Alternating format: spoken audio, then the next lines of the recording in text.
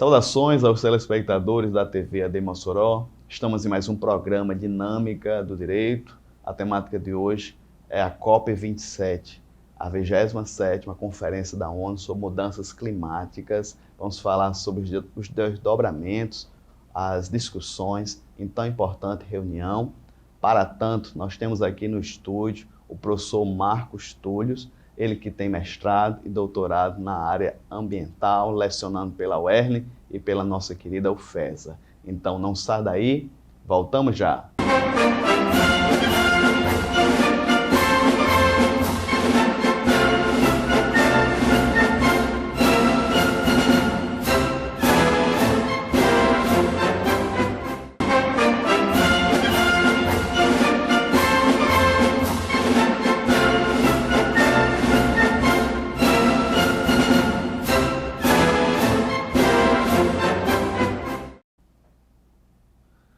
Estamos de volta com o programa Dinâmica do Direito, mais uma vez nos estúdios, o professor Marcos Túlios, ele que é professor da UERN, professor da UFESA, advogado, que também é uma referência aqui na nossa cidade na questão do direito ambiental, pois tem mestrado e doutorado nessa área. Professor Marcos Túlios, trouxemos uma temática muito relevante, a questão das mudanças climáticas, com foco na última COP27 que aconteceu no Egito no mês de novembro. Seja bem-vindo, professor. Bom dia, Nazeu. Bom dia, telespectadores da TV AD Mossoró. Mais uma vez, parabenizando a Assembleia de Deus, né, por esse programa e também por tratar desse tema tão relevante e tão atual que se refere às mudanças climáticas. Professor, foram muitas discussões, nós vamos ter um programa inteiro para falar sobre a mesma, mas só para introduzir, nós temos muitos estudantes que nos assistem, a questão do direito ambiental em si, professor, teve uma valorização muito grande. Na minha época, eu olhando a grade aqui, era uma matéria optativa, e hoje em dia o direito ambiental alçou um degrau a mais na prateleira e no caso, faz parte da grade curricular das mais importantes faculdades, não é, professor? Sim. A questão é que o direito ele se pauta muitas vezes na questão da produção de normas e do estudo de normas para resolver conflitos sociais, né? E nos últimos anos, os conflitos sociais eles mudaram, né? Hoje a gente tem os conflitos socioambientais, né? Então, é por isso que o estudo do direito ambiental ganhou importância pela sua ligação com a questão dos direitos humanos, com a questão do direito administrativo, do direito penal, né? E, em função disso, a matriz curricular, né, dos cursos de direito passou, né, a inserir a disciplina de direito ambiental como uma disciplina obrigatória, para inserir também a questão da necessidade de um conhecimento interdisciplinar, e para que os profissionais do direito também entendam a importância de ter o diálogo de saberes com outras ciências. O senhor falou outras ciências, assim, quais as demais ciências que o direito ambiental tem que beber, doutor? A questão climática, eu acho que realmente é muito ampla, muito vasta, não é isso? Sim, o conhecimento do direito ambiental requer que o operador do direito ele busque fazer ou realizar uma ação comunicativa com outras áreas do saber, como a engenharia, a biologia, a ecologia, né? E, em específico, essa questão climática, a gente tem a ciência climática, né? A ciência que estuda o clima desde a década de 1950, né? Com a formação dos primeiros institutos e as primeiras pesquisas, né, de cientistas, né, que relataram o efeito da ação do homem, chamada ação antropogênica, sobre o clima. Essa ciência ela se consolida ali em 1988 com a própria criação do IPCC, o Painel Intergovernamental sobre Mudanças Climáticas. Então, quem estuda o direito ambiental e passa também a estudar essa vertente do clima, é preciso, né, conhecer esses saberes né, de outras áreas, né, que são incorporados aos documentos jurídicos produzidos, né, como leis, normas, e a nível internacional os tratados, os protocolos e os acordos, né? É uma área também, doutor, o direito ambiental em si, é uma área muito relegada pelos colegas advogados. É um nicho que poucos profissionais se esmeram, porque existem muitos conflitos no direito ambiental, dentro da cidade e no campo. Por que o senhor acha que é uma área ainda tão pouco explorada por nós advogados? Isso é fruto, acho que, de um ensino jurídico dos últimos anos assim muito conservador, né? Muito tradicional, voltado para essas disciplinas formais, né? Direito civil, direito constitucional, direito administrativo, enfim, então um estudo mais formalista. No momento que se revelam as complexidades, né, desses conflitos, desses fenômenos sociais, dessa nova realidade, aí a gente percebe um pouco da insuficiência desse olhar jurídico tradicional para resolver esses problemas, né? Então, o direito ambiental ele já surge numa vertente, né, um pouco mais transformadora, né? A sua base conceitual, as suas fontes, os aspectos principiológicos, né? A própria questão do operador do direito ter que se pautar na ciência, inclusive o próprio judiciário, né? A gente percebe hoje muitas decisões judiciais caminhando na linha, né, de se abstrair um pouco dos aspectos formais da norma e buscar no conhecimento científico o fundamento para uma determinada decisão, considerar constitucional ou inconstitucional uma determinada lei. Entendo. Agora, adentrando especificamente, ou iniciando nossa temática, doutor, o que seria esses encontros, o que seria a COP, essas reuniões, os conselhos da ONU? Desde quando, doutor, começaram? A partir de que ano essas reuniões climáticas? Só contextualizar para que o telespectador entenda, né? A questão climática ela vem sendo monitorada, sob o ponto de vista formal, desde 1988, quando a ONU sentiu a necessidade de estruturar um painel de cientistas, de organizar, né? Que é o denominado IPCC, é uma sigla em inglês, mas que traduzida significa o Painel Intergovernamental sobre Mudanças Climáticas, né?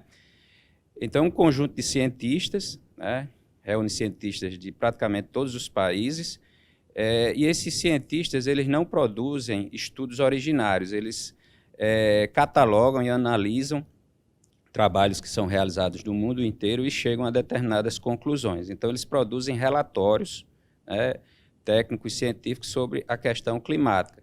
O IPCC já produziu 6 relatórios, né?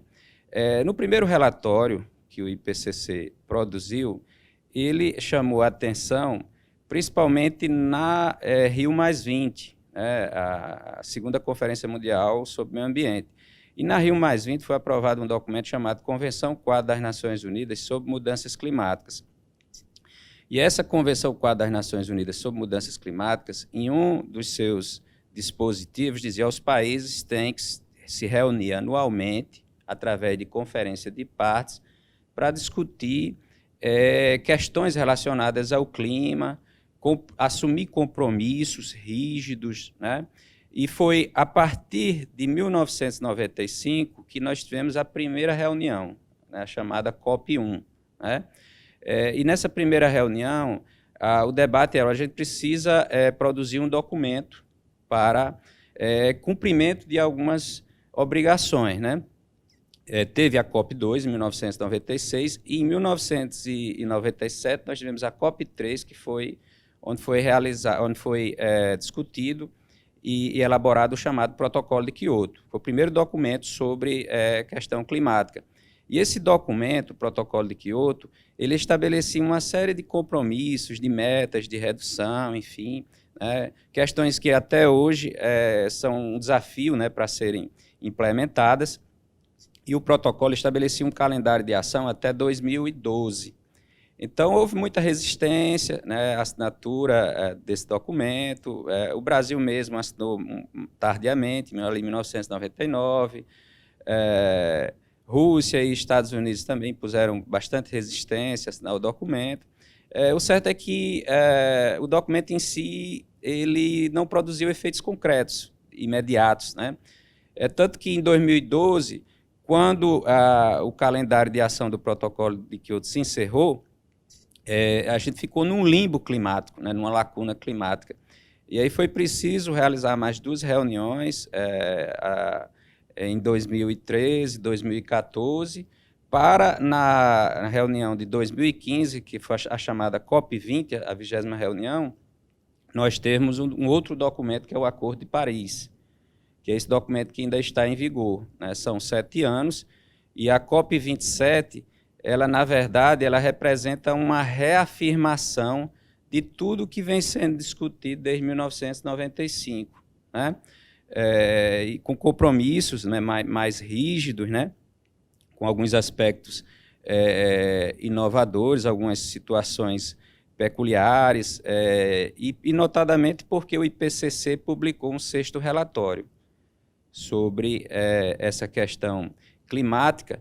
Dentre os aspectos que chamam mais atenção nesse relatório é o denominado ponto de não retorno, que significa que o IPCC definiu como ano de 2025, significa que se concretamente nada for feito, né, de imediato até 2025, possivelmente as medidas colocadas no Acordo de Paris, elas não surtirão os efeitos desejados, né?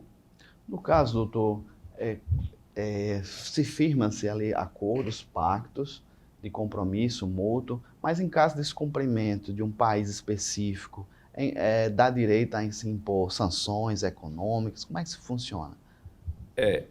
Esses documentos internacionais, eles geralmente são tipificados em 2 grandes categorias, né? Ou eles são chamados de soft law, que seria, para o português, um direito suave, uma mera recomendação, e, portanto, é aquele documento sem punição, no caso de descumprimento, ou ele é estabelecido como hard law, quer dizer, um direito rígido, e ele traz mecanismos para garantir o seu cumprimento, exigências, metas, punições, né? Que é o denominado enforcement, né? Então, no primeiro caso, depende muito de uma conformidade, o chamado compliance. No segundo caso, né, tem as possibilidades de exigir o cumprimento. Só que a questão ambiental, ela carece, por exemplo, de um tribunal internacional específico para julgar questões relacionadas à violação desses acordos, desses pactos, né? As sanções, quando ocorrem, elas vêm mais na esfera política, mais na esfera econômica, um denominado embargo verde, ou barreira verde, barreira não tarifária, né?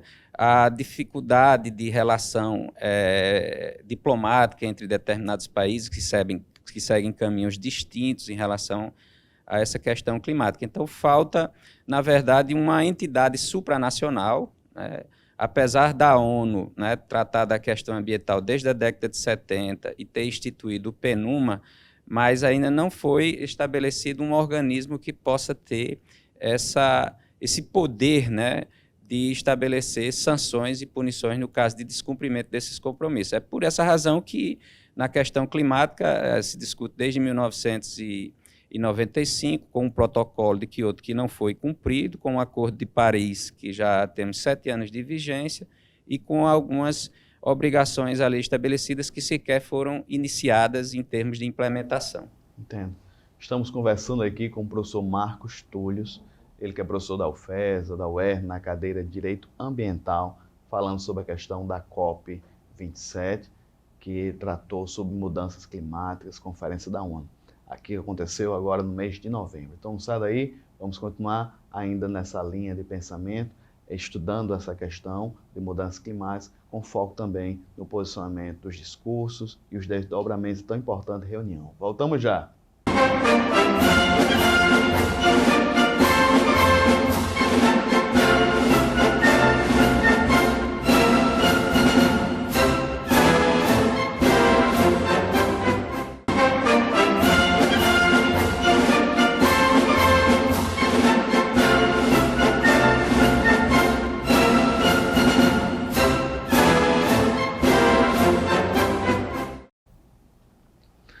Estamos de volta com o programa Dinâmica do Direito. A pauta de hoje é a 27ª Conferência da ONU sobre Mudanças Climáticas, a COP27, que aconteceu no mês de novembro. Estamos aqui com o professor Marcos Túlios, ele que é professor da UFESA, da UERN, na cadeira de Direito Ambiental. Professor Marcos, por que o Egito? Como é que se utiliza, quais os critérios para escolher determinado país, para sediar tão importantes conferências? Esses critérios de escolha, ao longo das COPs, a gente percebeu um certo critério aleatório, né? Sem uma base, né, para fundamentar. Mas a escolha da COP27 no Egito, ela tem um sentido, um significado. E aí eu vou voltar para o 6º relatório do IPCC, né? O 6º relatório do IPCC, ele ressalta a necessidade de proteção dos povos vulneráveis, né? Ele ressalta também a necessidade do alerta precoce e ressalta a questão das perdas e danos. Então, voltando para a questão, por que da COP ser realizada no Egito? A gente tem um país que está situado no continente africano, né? A África, ela é o continente que menos emite gases de efeito estufa, né? Segundo o IPCC e a própria Organização Meteorológica Mundial, que faz parte da ONU, o continente africano ele responde por 2 a 3% dos gases de efeito estufa a nível global. Contudo, é o país que vai ser mais afetado, né, o continente que vai ser mais afetado pela questão dos efeitos perversos das mudanças climáticas. Se estima, por exemplo, que os países africanos eles vão gastar, em média, 50 bilhões de dólares por ano com a questão da ação climática. Além também de se observar que na África, os países africanos, o alerta precoce, o que é o alerta precoce? Né? É aquela situação, tem um evento climático extremo, né? Uma enchente, uma inundação. Aí se emite um alerta para as pessoas desocuparem aquela área. A ideia é estabelecer esse direito como um direito universal. Na África, 60% da população não tem acesso a esse sistema. A própria ONU diz que quando existe esse sistema, para cada 100 mil habitantes, os eventos como morte, a média não chega a 1. Quando não se tem, ela ultrapassa, chega próximo ali a 5. Né? Então, a gente tem a chamada situação de vulnerabilidade social da população africana, né? E ela não é responsável pelos dados, pelos efeitos das mudanças climáticas. Então, essa questão que é a chamada injustiça ambiental, injustiça climática, né? A outra questão é a cidade, né, de Sharm el-Sheikh, que é uma cidade litorânea. E aí nós temos também a vulnerabilidade das pessoas que habitam as regiões litorâneas, né? No caso dessa cidade, é uma cidade turística, com belas praias, né, com parques, né? E é preciso lembrar também a questão do Mar Vermelho, né? Então, um dos efeitos das mudanças climáticas é destruir a criosfera, que são as áreas de geleiras, né? E isso eleva o nível do mar. E a gente está falando de uma cidade, Sharm el-Sheikh, que é uma cidade litorânea. Então, em específico, ela sofrerá as consequências futuras, né, da elevação do nível do mar. Então, o contexto em si é para sensibilizar, né, toda a comunidade global em relação a essa questão climática, né, que é real, não é uma ficção, né? Como o senhor falou, os mais pobres são os mais vulneráveis.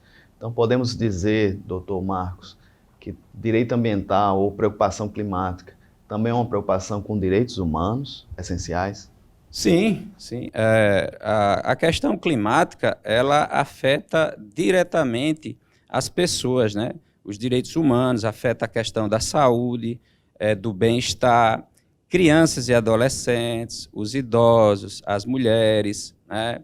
os indígenas, as populações tradicionais, né? As populações que moram nos países em desenvolvimento, né? Há, na verdade, um racismo, né? Ambiental. Quando a gente percebe um evento climático extremo, como até mesmo no Brasil, uma situação de enchente, a gente nota ali a população de periferia, né? Geralmente são as mães solteiras que são afetadas, crianças e pessoas idosas, né? Só no Brasil, no ano de 2022, nós tivemos mais de 100 mil pessoas desabrigadas, né? Na sua grande maioria, pessoas que moram na periferia, e mais de 500 mortos, né? Em sua maioria, pessoas idosas e crianças, né? Então, a questão climática, ela tem um elo muito forte com a questão de direitos humanos, porque a busca da denominada justiça climática, né? Que é a ideia de garantir equidade, de participação social, de cooperação e de solidariedade com as pessoas que estão nessa situação de vulnerabilidade, né? Que sofrerão as consequências, né? E já estão sofrendo também, né, no presente, e sofrerão mais ainda no futuro, né, se não houver ação climática para mitigar e adaptar esses efeitos. Na COP27, essas semanas que passaram aqui, os países reunidos no Egito, qual foram os principais eixos, professor Marcos, de diálogo, de debates? A COP27, ela produziu um documento que é uma minuta, né, uma minuta de decisão chamada de Draft Decision. Ela estabelece um plano de implementação que é relacionado à questão da ação climática. Esse plano de implementação, ele envolve 16 pontos ou 16 eixos, né, principais. Eu vou destacar aqui alguns, né? A própria discussão sobre energia, a mudança da matriz energética, dos combustíveis fósseis para energias renováveis, e fala lá da necessidade de ter maior resiliência e maior capacidade de adaptação para essa transição energética, através de um mix de energias renováveis, né? Ela estabelece a questão do respeito a princípios ambientais, como o princípio da precaução e a ciência, né? Então, quando se fala ciência, fala justamente dos relatórios da ONU, do IPCC e da Organização Meteorológica Mundial. O outro ponto é a questão da manutenção e dos compromissos anteriores, né? A necessidade de não permitir que a temperatura do planeta Terra seja elevada acima de 1,5 graus Celsius até o final deste século, né? Fala também da necessidade de mudança do sistema financeiro global como um todo e também do sistema financeiro interno de cada país para poder financiar as ações climáticas, né? Traz o conceito também de justiça climática, essa questão das perdas e danos, e eu destaco, por último, a questão da finança, né? A necessidade de financiar a ação climática, né? De onde partirão os recursos, quem serão os países, né, destinatários desses recursos, né? Enfim, em linhas gerais, são essas as questões principais. Esse documento ainda será objeto de uma deliberação pela Assembleia Geral da ONU. Ele é apenas um projeto de decisão, uma minuta provisória. O ministro Joaquim Leite, que é o nosso ministro do Meio Ambiente, discursou e disse que o Brasil é exemplo para as outras nações em termos de utilização de energia limpa, de vários tipos de iniciativas. Como o senhor viu o discurso dele, o Brasil realmente é uma referência no setor climático, no setor ambiental, professor Marcos? Eu vou contextualizar levando em consideração aspectos objetivos, né?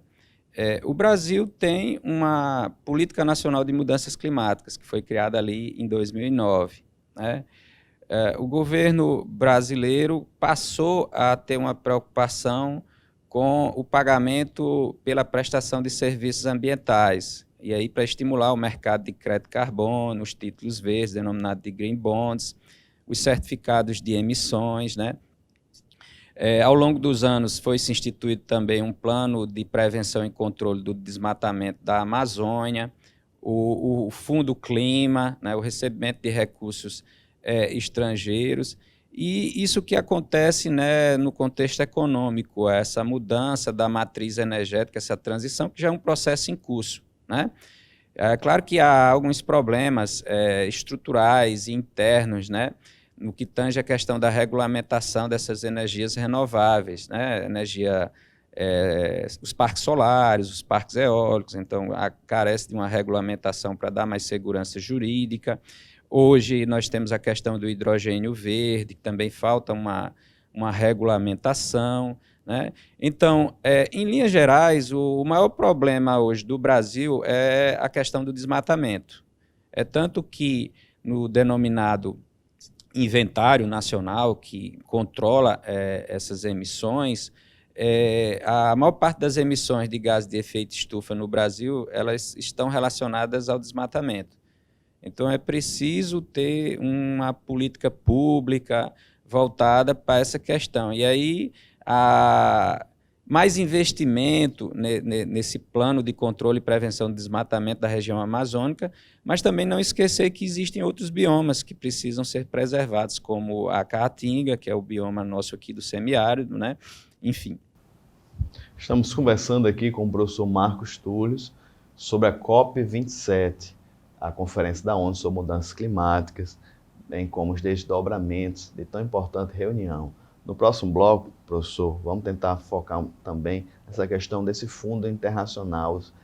Fala-se de 100 bilhões de dólares para os países financiar, no caso, iniciativas que envolvem mudanças climáticas. Não sai daí, voltamos já.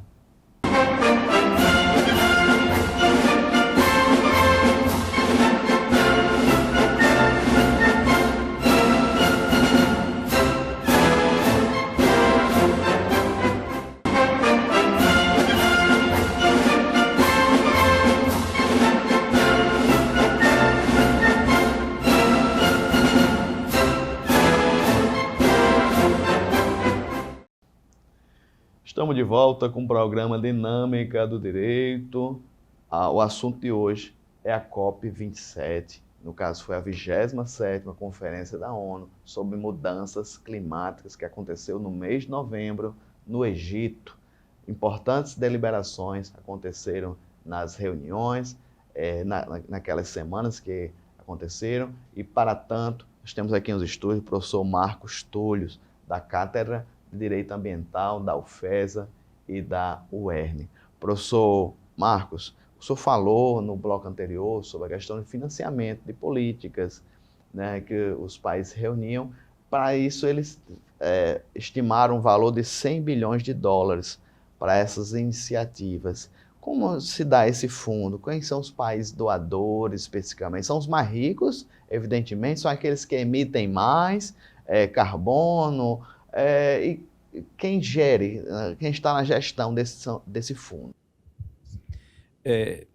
Nazeu, a questão climática, logo no seu início de discussão, ali com o protocolo de Kyoto, começou a se estabelecer compromissos, metas, enfim, mas veja, olha, de onde vão vir esses recursos financeiros para a gente financiar a transição energética, para a gente reformar os setores de energia e transporte, para transferir tecnologia, enfim, né? Tinha que ter um financiamento global. Aí, em 2015, aliás, 2010, desculpe, a Organização das Nações Unidas criou o denominado Fundo Climático, o Fundo Clima, né? E esse fundo ele foi estabelecido com o compromisso dos países desenvolvidos, né, a destinarem parcela do seu produto nacional bruto, denominado PIB, né, para a constituição desse fundo. E a estimativa ali inicial era de que a Organização das Nações Unidas pudesse arrecadar algo em torno de 100 bilhões por ano, né, para a denominada ação climática. Ainda assim é insuficiente, porque só com a questão de transição energética se estima um custo de 4 trilhões, né? Então está muito longe de alcançar esse valor, esse percentual. Ao longo dos anos, o monitoramento desse Fundo do Clima tem revelado que ele tem arrecadado em torno de entre 15 e 30, não tem passado mais do que isso. Então, na prática, ele não está sendo operacionalizado, não está sendo implementado. Quando ele se formou 10 anos, em 2020, a COP realizada, ela alertou, né, disse, olha, nós precisamos reativar esse fundo, nós precisamos mais ainda de recursos financeiros, porque surge também a necessidade de proteção das populações vulneráveis. Na COP27, essa agora de 2022, esse debate é reaceso, né, a necessidade de reconstituir esse fundo. Mas eu entendo que por trás desse financiamento há uma discussão sobre, de fato, quem é responsável, né, por destinar esses recursos. Né? O poder público, são os estados, os países, ou são as empresas? Né? Porque nós estamos tratando de uma poluição que é gerada pela atividade humana, né, pela atividade industrial, pela atividade comercial e também pelas pessoas. Né? Então, a responsabilidade é só do Estado, nação, do Estado parte, né? Ou também incumbe a iniciativa privada. Então, há sempre esse debate, que envolve também um princípio ambiental, que é o princípio do poluidor-pagador. Né? Porque se esse fundo é para ser constituído só pelos Estados partes, nós temos aí uma socialização dos danos. Né? E enquanto a atividade econômica, ela privatiza os lucros. Né? Então, é preciso que esse fundo seja revisto para que haja também um financiamento, né, por parte da iniciativa privada, né, e também remodelando, né, todo o sistema financeiro, os bancos multilaterais, né, as instituições financeiras internacionais, no que tange também ao próprio fornecimento do crédito, né, desburocratizar para as situações que envolvem projetos climáticos ou ações climáticas de inovação tecnológica, enfim. Né? Mas o fundo em si, ele, na prática, ele tem essas dificuldades de operacionalização, né? De destinação desses recursos. O outro problema também é definir quais serão os países que receberão esses recursos.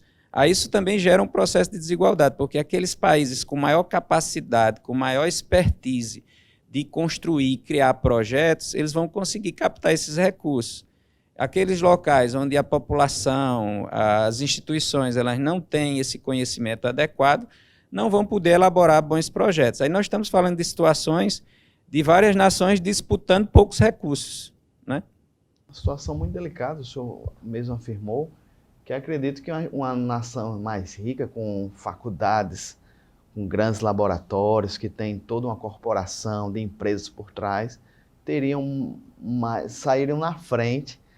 E seria um caso também, professor Marcos, de dividir tecnologia, de quebrar patentes para tentar conseguir no caso, impedir esse avanço das mudanças climáticas. Também a COP27, eu não quero aqui ser de maneira nenhuma avançar os meus pontos, as minhas prerrogativas, mas essa questão da quebra de conhecimento, quebra de patentes, não seria um ponto fundamental?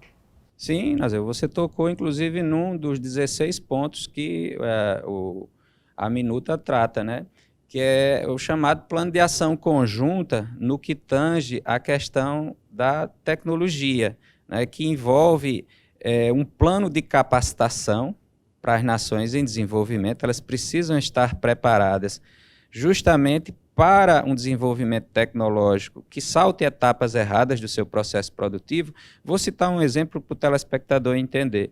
No Brasil, por exemplo, a gente ainda usa muito a lenha como matriz energética, principalmente aqui no semiárido, né? Quer dizer, corta a vegetação nativa para transformar em produto vegetal.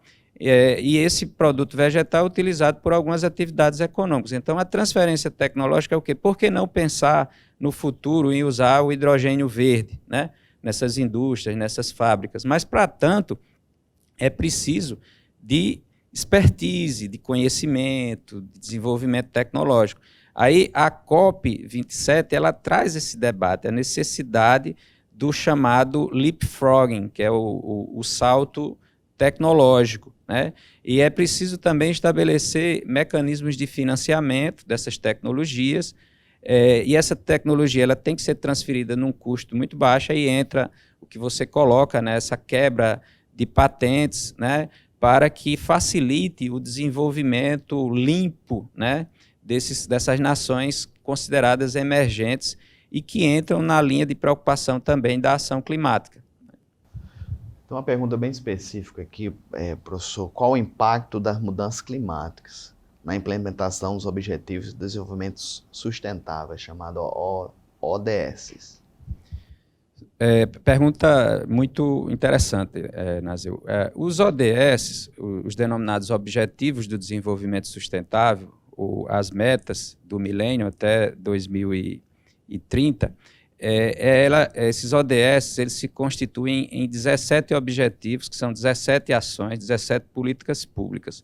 Então, nós temos questões relacionadas à água, questões relacionadas à cidade, à educação, o meio ambiente natural e a questão climática. Então, por que é que eu estou colocando essa questão aí do impacto das mudanças climáticas na questão da implementação dos ODS? Porque a gente está falando apenas de um objetivo que vai consumir a maior parte dos recursos dessa política pública. E aí a tendência no futuro é que haja, né, uma concentração de recursos na questão climática e as demais questões elas fiquem ou venham a reboque, né? Nós já temos o problema do endividamento público dos países, por conta principalmente da pandemia, né, dessa questão da guerra, e por conta também dos eventos climáticos extremos. Eu já falei aqui que a África estima-se que ela vai gastar em torno de 50 bilhões por ano com a ação climática. No Brasil, a gente tem um dado, né, do Ministério do Desenvolvimento Regional, que só esse ministério ele liberou, no ano de 2021, quase 200 milhões de reais para atender as pessoas desabrigadas e desalojadas pelos problemas climáticos, né, enchentes, inundações. No ano de 2022, a gente teve aí em torno de 120 milhões. Então, o governo brasileiro já gastou aí algo em torno de 300 milhões de reais em 2 anos com a questão climática. É o denominado investimento mal planejado, né? Então, essa questão climática em relação aos ODS vai justamente obrigar o poder público, o Estado, a rever essas ações e investir, né, de modo planejado, seja na construção de condomínios habitacionais para a população de baixa renda, levando em consideração as questões ambientais, justamente para evitar, né, esses desastres, essas situações que vão consumir recursos que poderiam ser utilizados, por exemplo, na política de recursos hídricos, na política educacional. Muito bem, estamos conversando aqui com o professor Marcos Túlios sobre os desdobramentos da COP27 que aconteceu no mês de novembro no Egito. Próximo bloco, professor, vamos para as considerações finais sobre os legados da COP27. Não sai daí, voltamos já.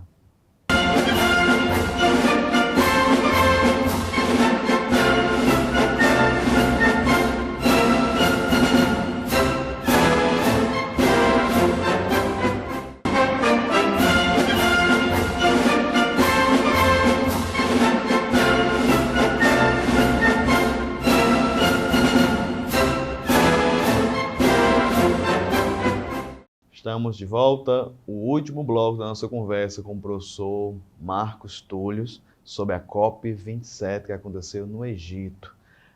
Professor, já falamos assim de as propostas, as minutas, as discussões que foram feitas, mas se o senhor fosse elencar 1 ou 2 pontos de legado da COP27, qual seria, professor?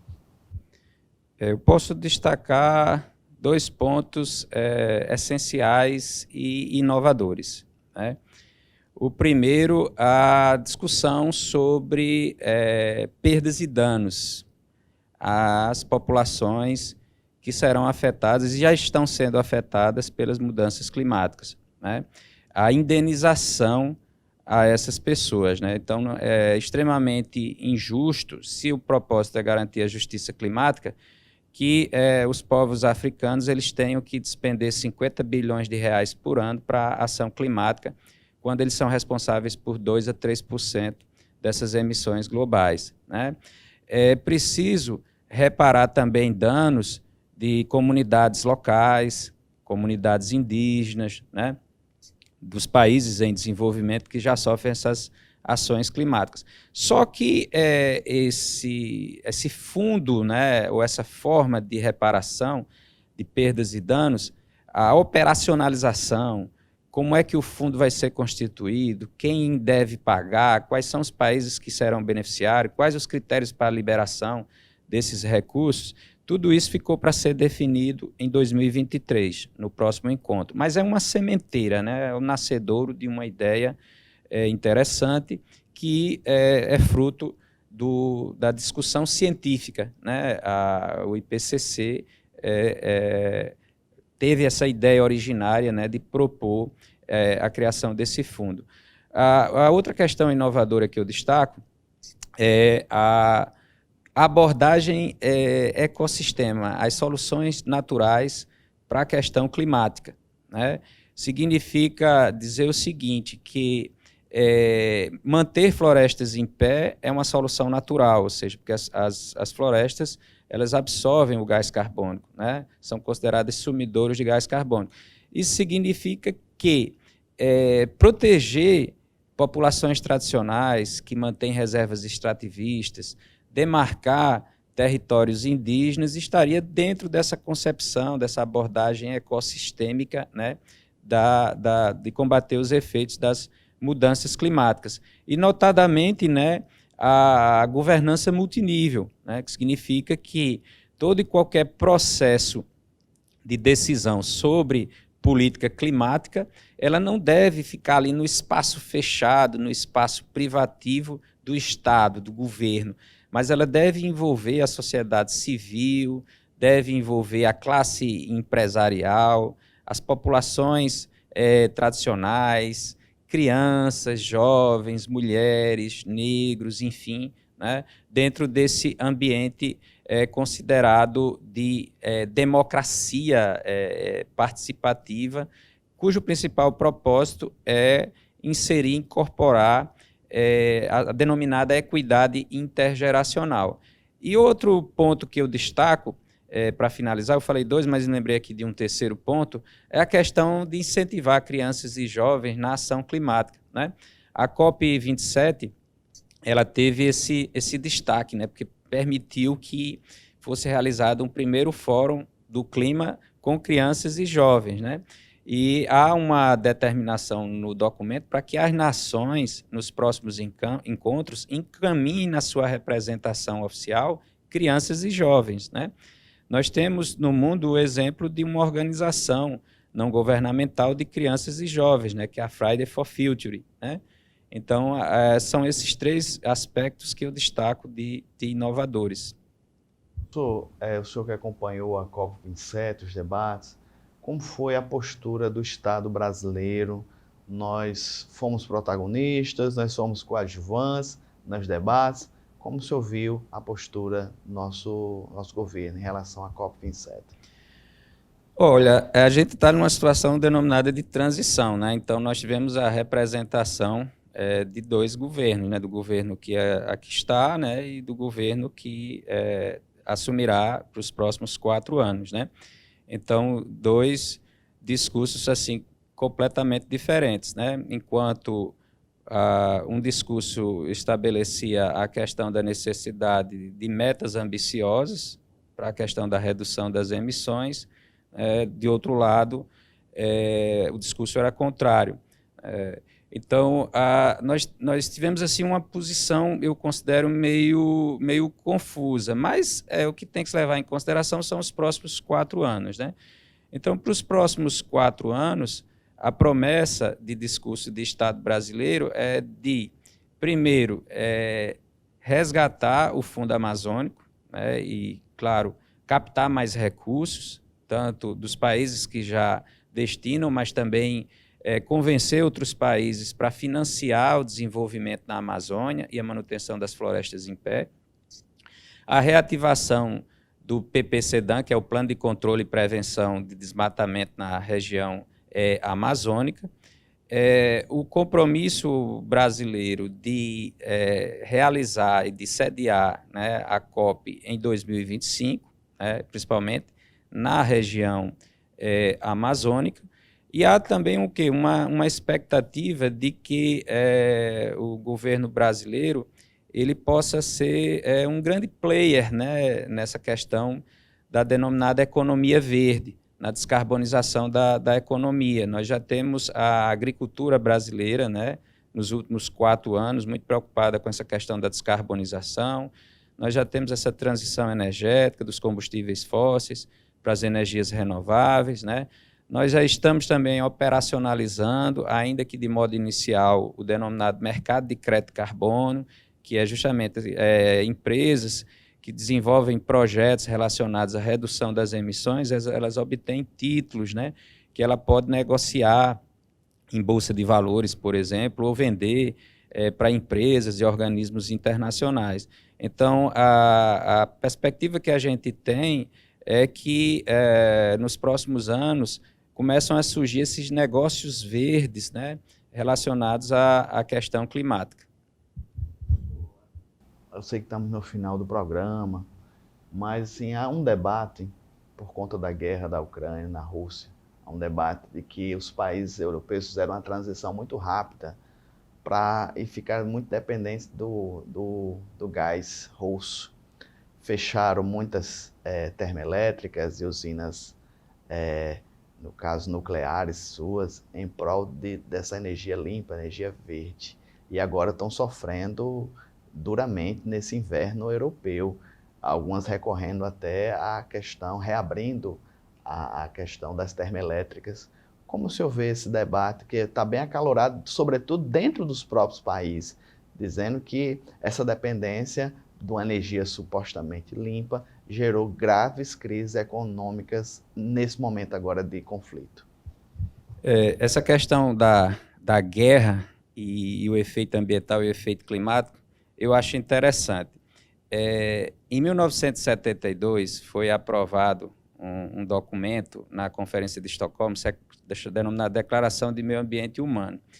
E num dos dispositivos de as nações precisam, né, combater a guerra e celebrar a paz, porque a guerra traz efeitos perversos em relação à questão ambiental, né?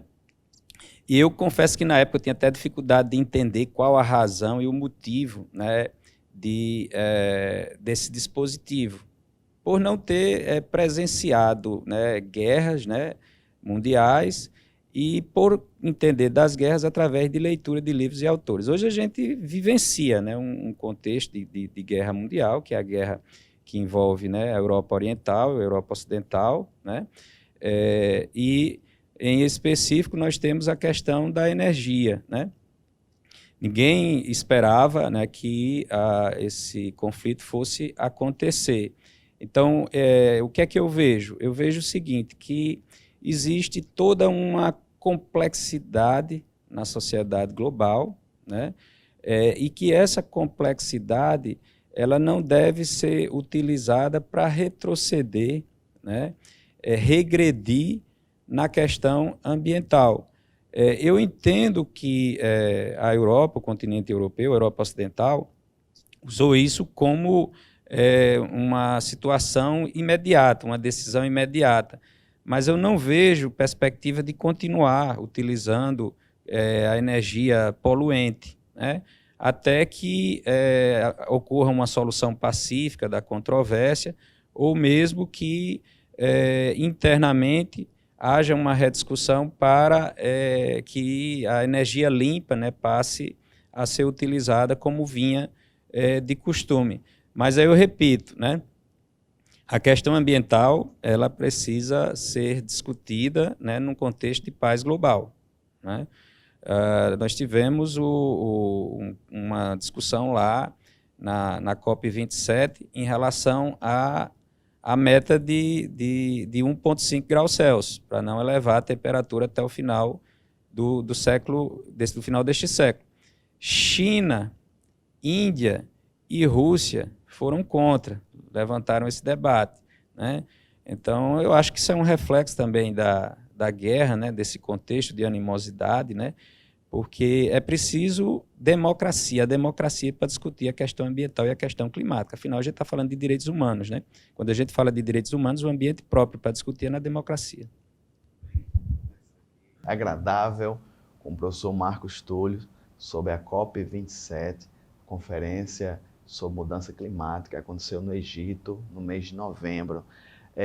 As faculdades, professor, estão promovendo também debates semelhantes a esse aqui no estúdio a respeito sobre os desdobramentos da COP27. É isso, professor? Sim, o ambiente acadêmico, a gente tem no Brasil vários grupos de estudo, de pesquisa na área do direito, né, que tratam temas como racismo ambiental, justiça climática, traz o tema do meio ambiente para a questão de direitos humanos. Aí eu queria deixar registrado aqui também a própria UERN, a Universidade Estadual do Rio Grande do Norte, através da sua Faculdade de Direito. Nós temos lá um grupo de pesquisa denominado Direitos Humanos, Desenvolvimento e Cotidiano, o DHDC, e nós teremos essa semana uma rodada de discussão sobre esse documento, essa minuta, né, que foi elaborada na COP27, um debate entre professores, pesquisadores, estudantes, né? Então, o objetivo é manter acesa essa esperança de que é possível, né, um desenvolvimento sustentável, com crescimento econômico, com inclusão social e com proteção ambiental, e que consiga, né, garantir a proteção de todos os direitos humanos. Quero aqui, professor Marcos, em nome da TVAD, em nome do pessoal de casa, o meu muito obrigado, um debate, uma conversa de alto nível sobre um tema relevante, que é o meio ambiente.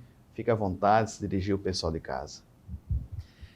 Novamente, eu queria parabenizar, né, a TVAD Mossoró, através da Assembleia de Deus, né? A gente tem a questão da educação ambiental, né? Eu acho importante essa questão da educação ambiental climática, né? As pessoas entenderem o que está sendo discutido, o que foi objeto de aprovação, quais são os problemas, quais são os desafios, né, futuros que a gente enfrenta, né, para que haja essa conscientização crítica e um verdadeiro engajamento, né, social para a ação climática, né? Então, nesse sentido, eu louvo e parabenizo, e principalmente você, Nazeu, né, por esse programa, né, já há alguns anos, né, se destaca com a escolha de temas muito adequados, atuais e pertinentes. Muito bem, sempre nessa toada aqui, professor, de debate de alto nível, trazendo aqui professores referenciais na nossa cidade, como é o professor Marcos Túlio. Mais uma vez, reitero meus agradecimentos. Esse foi o programa Dinâmica do Direito da Semana, sobre as discussões, debates e o legado da COP27. Permaneça com os cultos, permaneça com os eventos e que Deus abençoe a todos. Muito obrigado, professor.